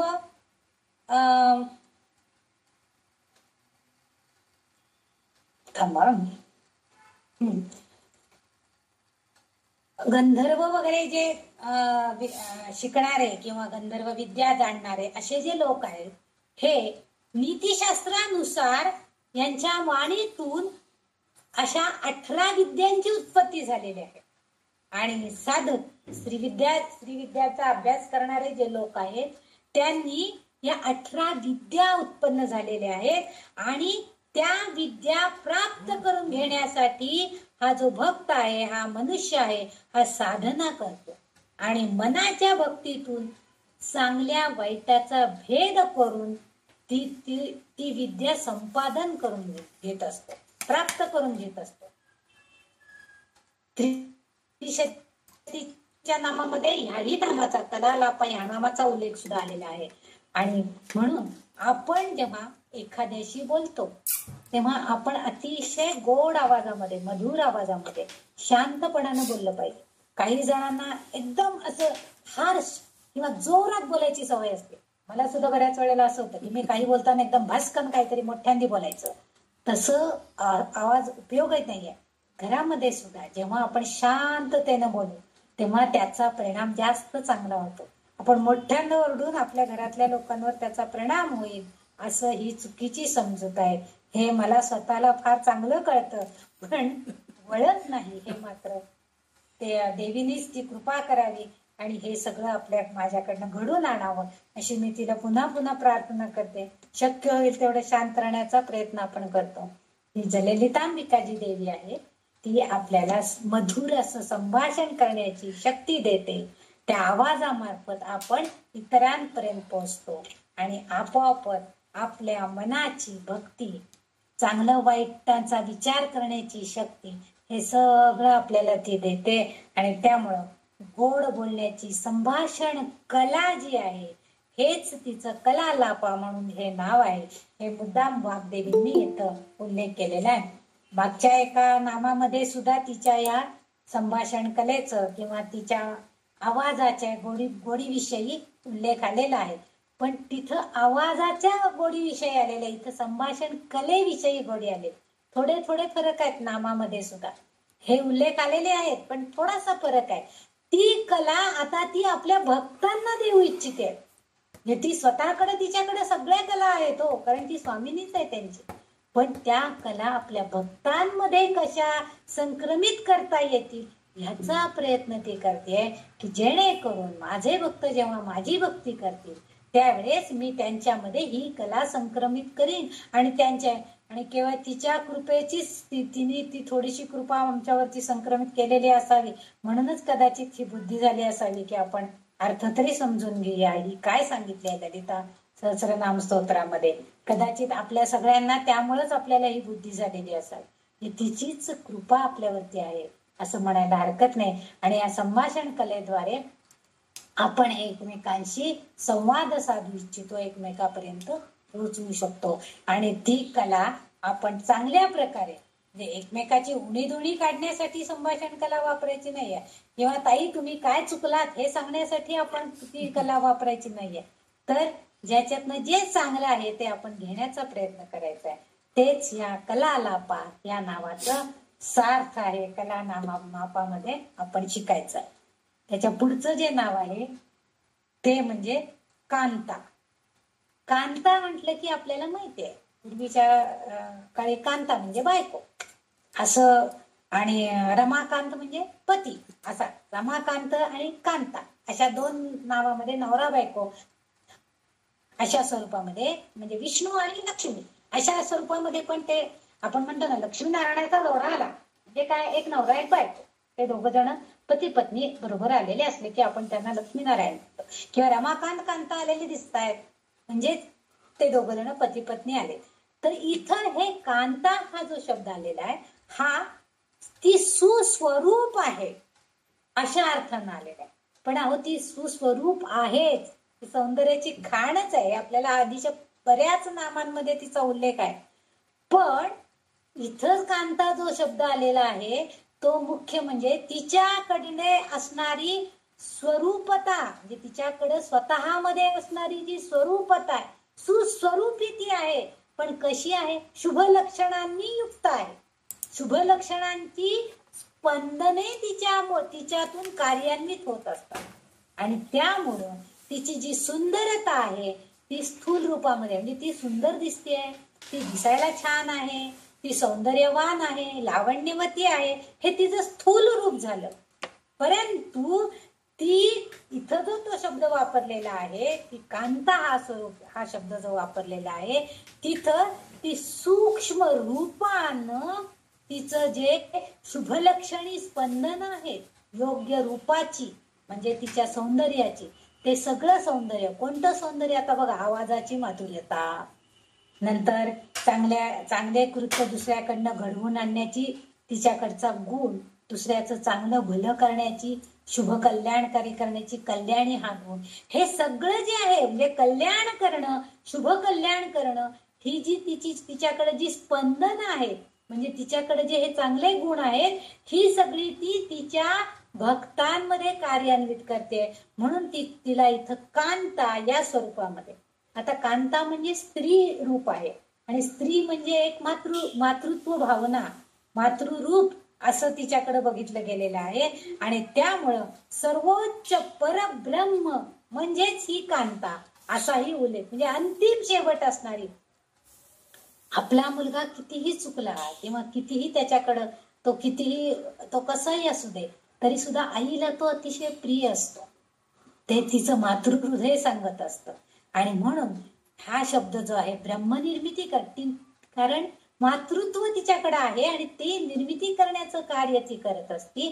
आणि त्यामुळं शेवट अंतिम शेवट असणारी का म्हणजे शब्द, म्हणजे का हा शब्द, जे कांता ह्या अक्षरामध्ये, हे जे आपण 2 अक्षरी शब्द आहे हा कांता, त्याच्यामधलं का हे जे अक्षर आहे, हे अक्षर म्हणजे ब्रह्मनिर्मिती करणारी, हा का या शब्दाचा अर्थ आहे. आणि ता कांता, कावरती अनुस्वार आहे, अंता असं जे पुढचा शब्द येतो किंवा पुढची 2 अक्षरे येतात वर्णमालेमधली, तर ते म्हणजे अंतिम शेवट असणारी, ती शेवट असणारी, म्हणून ती कांता असा तिचा उल्लेख केलेला आहे. म्हणजे सर्वोच्च परब्रह्म म्हणून जे काय आहे ना, ते म्हणजे ही आहे, म्हणजे ही ललितांबिका आहे, असा उल्लेख या नामामध्ये अभिप्रेत असलेला आपल्याला बघायला मिळतो.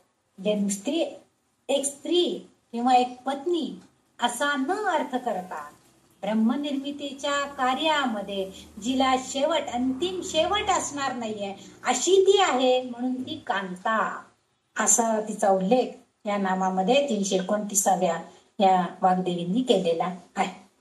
पुढचं जे नाव आहे 330 नंबरचं, ते म्हणजे कादंबरी प्रिया.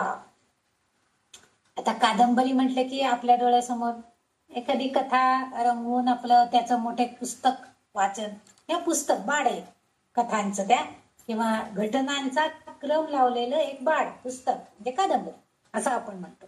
पण येथे पुस्तक स्वरूप कादंबरी नाहीये, तर कदंबाच्या फुलापासून तयार केलेलं एक आध्यात्मिक मध्य असा अर्थ या कादंबरी या शब्दाचा आहे.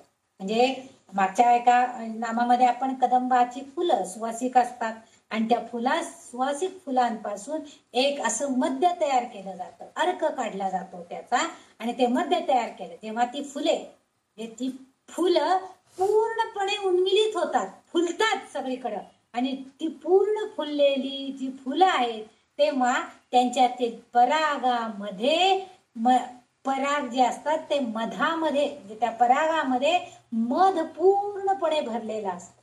ती जेव्हा पूर्णपणे उमलतील फुलं तेव्हा त्या पराग कणांनी त्या परागामध्ये मध गोडवा असतो आणि त्यांनी ते परिपूर्ण असलेलं असं ते फुल असतं. आणि त्या फुलामध्ये असणाऱ्या त्या मधाचा अर्क काढून हे कादंबरी नावाचं आध्यात्मिक मध्य किंवा अर्क तयार केला जातो. इथं असाही म्हणजे या फुलांच्या पासनं काढलेला अर्क म्हणजे ते एक पेय, त्याला मध्य असं सुद्धा म्हटलेलं आहे. दुसरा आणखीन एक असा अर्थ आहे की कदंब हा जो वृक्ष आहे, हा जी वनस्पती आहे, ह्याच्या झाडाच्या पोकळीमध्ये, जे ढोली म्हणतो आपण त्याला, त्या झाडांना एक प्रकारची अशी जेव्हा खोड वाढत असतं तेव्हा एक प्रकारची पोकळी निर्माण झालेली असते, त्या ढोलीमध्ये बरेचसे पक्षी वगैरे आपलं घरटं वगैरे तयार करत असतात. काही प्राणी पण तिथं राहतात, झाडावर राहणारे. तर त्या ढोलीमध्ये पावसाचं पाणी जमा होतं आणि त्या जमलेल्या पावसाला एक प्रकारे त्या वृक्षाचं म्हणजे त्या वृक्षाच्या जे झाड जे आहे त्या झाडाच्या अर्क, त्या बुंध्याचा जो अर्क आहे, त्याच्या खोडामधला जो अर्क आहे तो त्या पाण्यामध्ये उतरतो आणि त्याला कादंबरी असं म्हणतात. म्हणजे असाही एक अर्थ आहे की त्या ढोलीमध्ये जे पाणी साठतं त्या पाण्याला एक विशिष्ट प्रकारची चव येते. त्या म्हणजे लाकडाचं एक प्रकारचं शोषून पाणी त्याचा अर्क सगळा शोषून घेतं आणि तो जो एक मद्य तयार होतो त्यालाही कादंबरीच म्हणतात. आणि परागकणांपासून फुललेल्या कदंब वृक्षाच्या फुलांपासून जो अर्क काढला जातो त्याला सुद्धा कादंबरीच असं म्हणतात. हे एक प्रकारचं मादक पेय होतं. आणि इथं ते मादक पेय प्यायचंय म्हणजे काय आपण दारू पिणं असा अर्थ अभिप्रेत नाहीये. तर नवार्ण पूजा म्हणजे नवरात्रामध्ये आपण जेव्हा पूजा करतो त्या विधिवत पूजेमध्ये आपण देवदेवतांना अर्घ्य अर्पण करत असतो. तुम्हाला पूजा सांगताना आपल्या सत्यनारायण पूजेमध्ये असतं, नवरात्राच्या पूजेमध्ये असतं, सगळ्या कुठल्याही गणपतीच्या पूजेमध्ये अर्घ्य तयार करा. जे पळीमध्ये पाणी घ्या म्हणतात, थोडस त्याच्यामध्ये गंध अक्षत फूल वगैरे ठेवा, थोडस अत्तर घाला, थोडस पाणी गरम करा, कधी गार करा, म्हणजे त्यांच्या याच्यानुसार सांगतात ते. आणि ते अर्घ्य देवाला अर्पण करा असं सांगतात. म्हणजे यामध्ये विशिष्ट आता हे सगळं हळद घातली, कुंकू घातलं, अक्षदा घातल्या, सुवासिक फुल त्याच्यामध्ये घातलं की त्या सगळ्यांनी मिळून त्या पाण्याला एक प्रकारचं वास तयार होतो. म्हणजे त्याच्यामध्ये एक प्रकारचा, आता हा काही जास्त वेळ त्याच्यामध्ये नसतं परंतु त्याला आपण अर्घ्य असं म्हणतो. म्हणजे विशिष्ट प्रकारचे पेय तयार करून आपण देवीला अर्पण करायचं असतं. आणि अशी छोटीशी पूजा तुम्ही जर म्हणजे शिवपूजा जेव्हा आपण करतो, देवाला अभिषेक वगैरे करायचा असतो, तर त्यावेळेस किंवा आता ललितांबिकेची पूजा करताना सुद्धा आपण कुंकुमार्चन करताना सुद्धा ती देवी प्रथम कुठं असते तर देवाऱ्यामध्ये असते. मग आपण तिला आधी तामणात काढून घेतो, मग गंध अक्षता फुला यांनी अर्घ्य अर्पण करतो. ही जी पूजा आहे याला किंचित पूजा किंवा छोटीशी पूजा असं या नावाने ओळखलं जातं. शंकराच्या सुद्धा याला अभिषेक घालताना सुद्धा ती शंकराची पिंडी आपण आधी तामणामध्ये काढून घेतो आणि त्याला अक्षदा आधी वाहतो, मग अर्घ्य अर्पण करतो, मग बाकी सगळं फुलं पानं वाहून परत त्याची पूजा केली जाते. त्याला किंचित पूजा असं म्हणतात. आणि मग नंतर पुन्हा आपण त्याला अभिषेक घालतो आणि अभिषेकानंतर पुन्हा त्याला पूजा घातली जाते. गरम पाण्याचं स्नान, पंचामृत स्नान हे सगळं आपण त्याला घडवतो. ही पहिली जी पूजा आहे त्याला किंचित पूजा असं नाव आहे, छोटीशी पूजा. आणि ज्या देवी त्यांच्या या मादक पेयांच्या आवडीसाठी सर्वोच्च देवी म्हणून ओळखले, म्हणजे आता इथं त्यांनी नवार्ण पूजा जी सांगितली आहे, नवरात्रामध्ये आपण जी पूजा करतो त्या विविध नवदुर्गा त्या प्रत्येकीचं एक आवडतं पेय वेगवेगळं आहे आणि त्यानुसार त्या देवीला अर्घ्य अर्पण केला जातो. म्हणून त्या अभिषेकाच्या याच्यामध्ये काही ठिकाणी उल्लेख केलेला असतो, ऊसाच्या रसानं अभिषेक घाला, दुधानं अभिषेक घाला, पाण्यानं अभिषेक घाला किंवा गुलाबजलानं अभिषेक घाला. हे वेगवेगळे प्रकार आहेत अभिषेकाचे, म्हणजे तिला अर्पण करण्याचे. आणि हे जे आहे हे तिच्या ह्या पेयांच्या आवडीनुसार त्या देवी ज्या आहेत त्या देवींना त्यामुळे ओळखलं जातं. कुंडलिनीच्या जे चक्र आहे त्या विद्येमध्ये, कुंडलिनी विद्येमध्ये ती सहस्रार चक्रात पोहोचल्यानंतर आपण मागे एकदा बघितलं होतं की ती जेव्हा तिच्या शेवटच्या चक्रामध्ये पोहोचते तर त्यावेळेस त्याच्यातनं अमृत रस पाझरतो, असं मी त्या एका नामामध्ये अर्थ सांगितला होता. म्हणजे तो अमृताच्या एक ऋषीमुनी इतके दिवस तपोबल वाढवत बसतात, तपश्चर्या करत बसतात, अन्न पाणी काहीही घेत नाही, पण त्यांची कुंडलिनी जागृत झालेली असते आणि त्याच्यातून टपकणारा एकच थेंब तो अमृतासारखा असतो आणि त्यामुळं ते त्याच्यावरती आपलं ते तपश्चर्या करण्याचं सामर्थ्य वाढवू शकतात.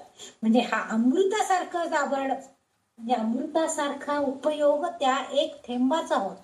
म्हणजे अमृत जसं आपलं शरीर म्हणजे आपला म्हणजे आपल्या नश्वर देहाला अमरत्व प्राप्त करून देण्याकडे ते अमृत आपल्याला उपयोगी पडतं, तसं ह्या सगळ्या देवी आहेत, या सगळ्या देवींना प्रसन्न करून घेण्यासाठी सुद्धा आपण या अशा प्रकारच्या पेय निर्मिती करून त्याच्यातून त्यांना आपण प्रसन्न करून घ्यायचं असतं, त्यांच्यापर्यंत पोचायचा मार्ग आहे. जे हे जी द्रव आहे जे तिच्या भक्तांनी हा अमृत जे पाझरतो कुंडलिनी सहस्राधार चक्रामध्ये अमृत जो पाझरला जातो तो तिच्या इथं त्यांना विपरीत काय आहे तर तिच्या भक्तांनी जी भक्ती केलेली ते आहे त्या भक्तीमुळं हे अमृत पाझरलेलं आहे अशी कल्पना वाग्देवींना अपेक्षित आहे. की भक्त जेव्हा त्या देवींची भक्ती करतोय, त्यांना चांगलं चांगलं अर्घ्य अर्पण करतोय, त्यांना चांगली चांगली पेय देतोय आणि अशा वेळेला त्या भक्तीचं जे स्वरूप आहे त्या भक्तीचं स्वरूप त्या भक्तांनी व्यक्त केलेली त्यांची श्रद्धा येथे अभिप्रेत. पण तो जर भक्त प्रामाणिकपणे सश्रद्धेनं भक्ती करत असेल तरच काय होतं तर त्या देवीला त्या भक्ताच्या भक्तीची नशा चढते. आपण जेव्हा एखादं मद्यप्राशन करतो तेव्हा आपल्याला नशा चढते आणि बघा तुम्ही नशामध्ये जर आपण असू म्हणजे त्या नशेमध्ये आपण आपोआपच खरं बोलतो असं म्हणजे म्हणतात की दारू पिल्यावरती कोणताही माणूस खोटं बोलत नाही असं म्हणतात. प्रत्यक्ष अनुभव काही आपण कधी घेतलेला नाही कोणाचा, पण ते कधी खोटं बोलत नाही दारू पिलेला माणूस, कारण तो नशेमध्ये असतो. म्हणजे त्याच्या मनातले ते जे चक्र जे आहेत ती सगळी पॉझिटिव्ह थिंकिंगची असतात आणि त्यामुळे तो खरं बोलतो. म्हणजे काय घडलंय म्हणून आपल्याकडे ते हिप्नॉटिझम करून त्यांच्या मनामध्ये काय दडलंय म्हणजे कशा काही गोष्टींचा शोध लावण्यासाठी हे गुप्तहेर किंवा डिटेक्टिव्ह असतात ते असं हिप्नॉटिझमचा प्रयोग करून त्या आरोपींकडून ते कबूल करून घेत असतात. तर तसं ही नशा ह्या ललितांबिकेला हे भक्त जेव्हा आपली भक्ती अर्पण करतील इतकी म्हणजे सबल भक्ती किंवा इतकी सश्रद्ध भक्ती इतकी प्रामाणिक भक्ती अर्पण करतील की त्याची नशा तिला चढेल आणि आपापच त्या तिथं त्या नशेमध्ये ती आपोआपच त्या भक्ताला ती वश होऊन जाईल. म्हणजे त्या भक्ताला सुद्धा ती खुश करेल, त्याचं मनोरंजन करेल. म्हणजे असा एक मनोरंजनात्मक अर्थ रंजनात्मक अर्थ असाच अर्थ असेल असं नाही, पण असा एक अर्थ अभिप्रेत असावा अशी कल्पना काही शाक्त म्हणजे देवीच्या उपासक भक्तांनी इथं मांडलेली आहे. म्हणजे थोडासा त्याला अर्थ पण आहे की खरंच आहे नशेमध्ये माणूस चांगल्या प्रकारे संभाषण करतो, खोटं बोलत नाही निदान खरं बोलत असतो, खरं काय आहे ते सांगून टाकत असतो. तसं ह्या ललितांबिकेला आपल्या भक्तांची त्यामुळं त्या भक्तांना ओळखण्यासाठी तिला हे सगळं मद्यप्राशन सुद्धा करावं लागतंय. माझा भक्त कसा आहे आणि त्याला चांगलं देण्याचं काम तिच्याकडनं व्हायचं आहे. त्यामुळं तिला ह्या अशी तिची बरीच नावं आपल्याला इथं तिच्या आवडीनिवडीबद्दल सहस्रनाम म्हणजे तिला काय आवडतं काय नाही. तर मागच्या ह्याच्यामध्ये तिला कदंब फुलाचा सुवास आवडतो असं सांगितलंय. बरेच गोष्टी तिच्या आवडीनिवडीबद्दल बऱ्याचशा नामांमध्ये उल्लेख केलेला आहे. पण येथे इथं मात्र उत्तम मद्य चांगल्यात चांगले मद्य म्हणजेच काय तर भक्ताची भक्ती तिला आवडणारी आहे. चांगल्यात चांगलं मद्य म्हणजे कोणतं आहे तिच्यासाठी तर भक्तानं तिची केलेली भक्ती ही तिला अतिशय आवडणारी अतिशय प्रिय असणारी गोष्ट आहे आणि त्यामुळं तिला त्यांनी वाग्देवींनी तिचं इथं नावाचा उल्लेख कादंबरी प्रिया असं केलेला आहे. आधीचे जे काही अर्थ आपण सांगितले की कदंब वृक्षामध्ये असणारं धुलीमध्ये साठलेलं पाणी ते मद्य म्हणजे कादंबरी आधीच्या एका उल्लेखामध्ये कदंब वृक्षाच्या परागकणांचं अर्क काढला की ते मध्ये जे तयार होतं ते म्हणजे कादंबरी. पण हे तिला आवडतं, आमच्या ललितांबिकेला हे सगळं आवडतं. पण ह्या सगळ्यापेक्षा सुद्धा तिला आवडणारं मध्य कोणतं आहे तर भक्तानं अतिशय अगदी तळमळीनं अतिशय नम्रतेनं त्या ललितांबिकेचं केलेली पूजन अर्चन भक्ती हे सगळ्याचं मध्य, या सगळ्याची नशा तिला जास्त प्रिय आहे असा उल्लेख या नामामध्ये झालेला आपल्याला दिसून येतो.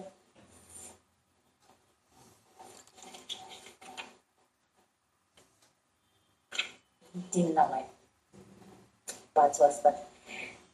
ठीक आहे, पुढचं एक तरी नाव घेते निदान. 331 नंबरचं तिचं नाम जे आहे ते म्हणजे वरदा. खूप छान नाव आहे वरदा, म्हणजे वरदान देणारी, वरदायिनी असं पण तिचा उल्लेख बरेच ठिकाणी केलेला आहे.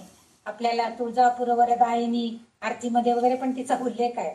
म्हणजे आपल्याला आपण बघतो की सगळ्या देवदेवता या सुद्धा सगळ्या वरदान देणारे असतात. आपण त्यांची थोडीशी भक्ती केली, त्यांचं थोडंसं गुणगान केलं, स्तुती गायली, काही त्यांना अर्पण केलं तर त्या आपल्यावरती प्रसन्न होतात आणि आपल्याला वरदान देतात. म्हणजे हा सामान्य गुण हा सगळ्या देवदेवतांमध्ये आहे. जे त्यांच्या आता जेव्हा आपण त्यांचं सगुण रूप बघतो, म्हणजे आता गणपतीला आपण सगुण रूपामध्ये बघितलं, श्रीकृष्णाला सगुण रूपामध्ये, मूर्त स्वरूपामध्ये जेव्हा बघतो तेव्हा त्यांचा एक हात उजवा हात, त्या तळहाताचा वापर त्या असा म्हणजे आशीर्वादात्मक देण्यासाठी वरदान देण्यासाठी हावभाव रूपामध्ये वर केलेला असतो. आणि म्हणून म्हणजेच ती वरदान देणारी आहे असाही अर्थ इथं अभिप्रेत आहे. म्हणजे ललितांबिकेचं जेव्हा तुम्ही स्वरूप बघाल, तिचं चित्र त्या पुस्तकावरती वगैरे बऱ्याच ठिकाणी असतं, त्याच्यामध्ये जर आपण बघितलं तर तिचा एक हात आपल्या भक्तांसाठी असा आशीर्वादात्मक दिलेला असतो. तेव्हा आपण वडीलधाऱ्या माणसांना नमस्कार करतो तेव्हा ते काय करतात, ते हाताचे तळवे आपल्या डोक्यावर ठेवतात आणि आपल्याला आशीर्वाद देतात. किंवा काही ठिकाणी अगदी त्या डोक्याला स्पर्श नाही केला तरी हात उंचावून आशीर्वाद देतात. म्हणजे असा आशीर्वादात्मक संभाषण करतात.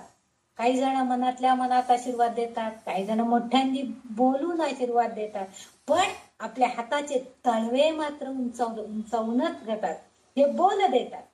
याच्या आधीच्या एका नामामध्ये तिचा उल्लेख कामदायिनी असेल असा आलेला आहे. कामदायी असा उल्लेख आलेला आहे. इथं वरदायिनी म्हणजे वर देणारी असा आहे.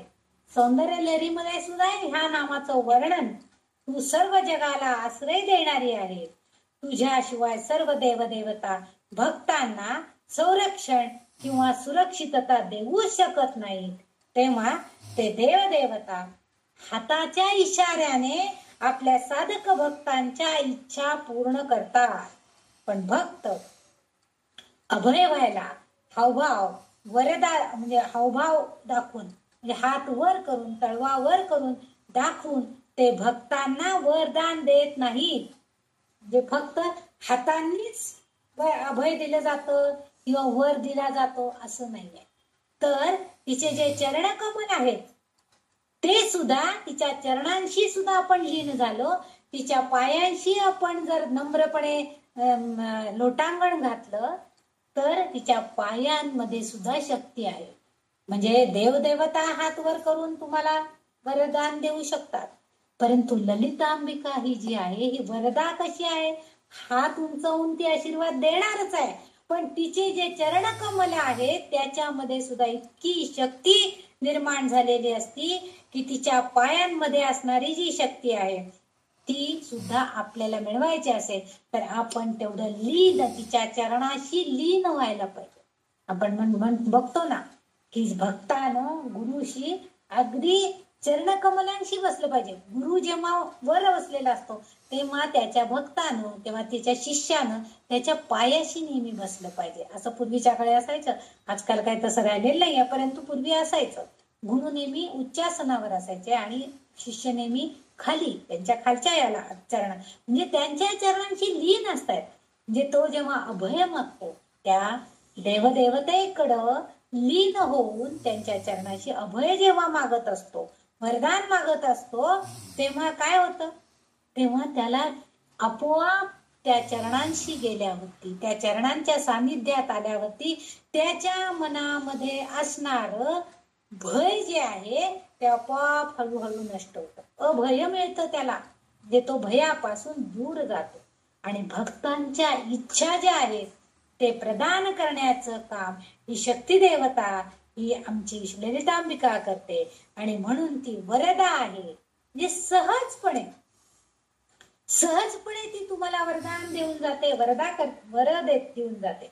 नवरात्रातील वरद लक्ष्मी व्रत सुद्धा हे सांगतं ना, की त्या दिवशी जर तुम्ही तिची मनोभावे पूजा केली तर ती इच्छित फल आपल्याला नक्कीच देते. आणि त्याशिवाय आणखी एक गोष्ट इथं उल्लेखनीय अशी आहे की नवमी ही जी तिथी आहे, या तिथीला जर एकाग्रतेनं ध्यानाद्वारे, जे नुसतं चांगल्या प्रकारची फुलं वाहिली, फळं समोर ठेवले, नैवेद्य दाखवलेत, आरत्या केल्यात, ह्या सगळ्यापेक्षा एकाग्रतेनं ध्यान लावून तिची जर पूजा केली तर सर्व जगाला वरदान देणारी ही भक्ताला त्यापासून लांब ठेवू शकत नाही, दूर ठेवू शकत नाही. तर ती त्या भक्ताचं कल्याण भलं कशात आहे हे जाणून घेऊन ते करतेच. म्हणूनच अभय देऊन म्हणजे ती तिचं काम करते, कल्याण करण्याचं काम ती करणारच आहे. म्हणजे वर म्हणजे अभय देऊन ती करते, म्हणून ती वरदा आहे. हा जो अर्थ आहे हा इथं अगदी यथा योग्य असलेला आपल्याला दिसतं. म्हणजे आपण मानस पूजा जरी केली, आपल्याकडे छान छान नैवेद्य दाखवायला छान छान पेढे, बर्फी असलं काही मिठाई नाहीये, नुसतं साखरेचे 5 कण जरी असले तरी सुद्धा आपण जर ध्यानधारणेद्वारे तिच्यापर्यंत जाण्याचा प्रयत्न केला तर आपल्याला निश्चितच ती पावते. ती ह्या भक्ताला तिच्यापासून लांब ठेवू शकत नाही, तिला अभय देते, वर देते. आणि म्हणून तिचं हे इथं हे वरदा असं जे नाव आहे हे पडलेलं आहे. नवरात्रामध्ये वरदा लक्ष्मी, कोणी वरमा लक्ष्मी म्हणतात. पण वर मागण्यासाठी आपण वरमा लक्ष्मी व्रत करतो. आणि वरदा लक्ष्मी ती स्वतः आहे. वरमा म्हणजे वर मागणे, आम्हाला काहीतरी दे हे मागण्यासाठी केलेलं व्रत ते वरमा व्रत. आणि वरद लक्ष्मी म्हणून तिचं आपण पूजन करत असतो, कारण ती वर देणारी लक्ष्मी आहे. असा हा थोडासा फरक या वरद लक्ष्मी आणि वरमा लक्ष्मी उल्लेखामध्ये आहे असं अभिप्रेत असलेलं वाटतंय. काही ठिकाणी वर्मा लक्ष्मी असाच उल्लेख आहे, पण वर्मा नाही, ते वरदा लक्ष्मी आहे, वर देणारी असा अर्थ इथं असलेला आपल्याला दिसून येतोय. मला वाटतं आज मी इथं थांबते. उद्या म्हणजे आता पुढच्या भागामध्ये राहिलेली जी 2 नाम आहेत, वामनयना आणि वारुणी मदविवला, आणि त्यांचेही अर्थ असे छान सांगणं क्रमप्राप्त आहे. त्याशिवाय आपल्याला ते दोन्ही नावं, वामनयना तर खूप छान अर्थ आहे, त्यामुळे आपल्याला तो पण पुढच्या भागाला बघूया. आज आपण इथंच थांबूया. जे काय मी थोडंफार सांगण्याचा प्रयत्न केला आहे ती तिचीच एकमेव कृपा आहे. तिच्या कृपेशिवाय हे काही संभाषण मी तुमच्यापर्यंत पोहोचवूच शकणार नाही आहे. नाहीतर मध्येच इंटरनेट बंद पडतं, मध्येच खोकला येतो, हे सगळं झालं तर हे काहीच होऊ शकणार नाही. हे काही होत नाही याचा अर्थ तिची कृपा तुमच्या श्रवण भक्तीमध्ये आहे आणि माझ्या संभाषणामध्ये ह्याच्यामध्ये आहे असं म्हणायला हरकत नाही. तिच्या कृपेचा प्रसाद आपल्याला वेळोवेळी मिळत राहावं हीच तिच्याकडे प्रार्थना करूया. आणि आज इथंच थांबूया. बाकीचे जी नावं आहेत त्या श्लोकामध्ये ते आपण पुढच्या भागात बघणार आहोत. धन्यवाद. तुम्ही सगळ्यांनी शांतपणाने